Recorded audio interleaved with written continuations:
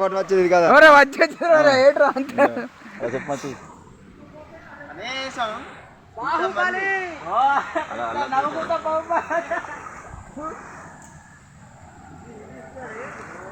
GK వీధి మండలం దారకొండ పంచాయతీ అల్లూరి సీతారామరాజు జిల్లాలో గత 3 వారాల కిందట కురిసినటువంటి వర్షాలకి భారీగా కొండ చర్యలు విరిగిపడి మా రోడ్లు ధ్వంసమైపోయి కొండ చర్యలు చెట్లు రాళ్ళు పెద్ద పెద్ద రాళ్ళు వచ్చి బ్రిడ్జిలను కొట్టుకుపోయి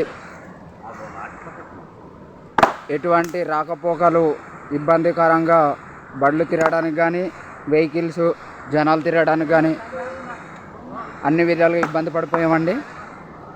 కాబట్టి మా సొంత గ్రామం వాళ్ళు 10 మంది 15 మంది యువకులు వచ్చి సొంతంగా రాళ్ళు ఇసుక గలించేసుకుంటున్నామండి. చూశారు కదండి ఎంత పెద్ద గోతులు అయిపోయాయి కదండి. ఈ గోతులన్నీ పూడ్చుకుంటేనే కానీ మాకు వాహనాలు కానీ ఏ అంబులెన్స్ అయినా కూడాను ఏ రైస్ బండి అయినా ఏ వెహికల్ అయినా కూడాను 2 వీలర్ అయితే వెళ్ళగలుగుతుంది కానీ 4 వీలర్ నుంచి ఆటో ఏది కూడా గ్రామస్తులు ఒకవేళ బాగాలేని పక్షంలో అంబులెన్స్ రావాలన్నా కూడాను ఇక్కడ నుంచి చాలా కష్టం అవుతుందండి. కాబట్టి తక్షణమే ఈ రహదారిని గవర్నమెంట్ వాళ్ళు తక్షణమే గ్రహించి ఈ రోడ్డు వేస్తారని మనవి చేసుకుంటున్నామండి. చూస్తున్నారు కదండి గ్రామస్తులు ఈ రాకపోకలు ఇబ్బంది అవుతుంది కాబట్టి సొంతంగా వచ్చి రాళ్ళు ఇసుకని గుంతల్లో పూడ్చుకుంటున్నామండి.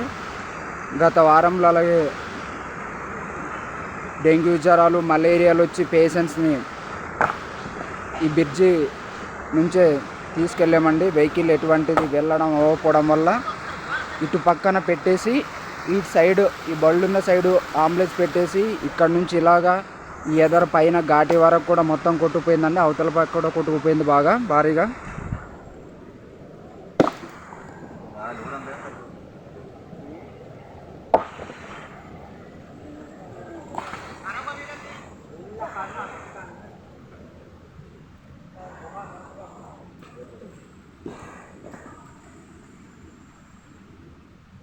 ఇదే అండి గ్రామానికి వెళ్ళేది.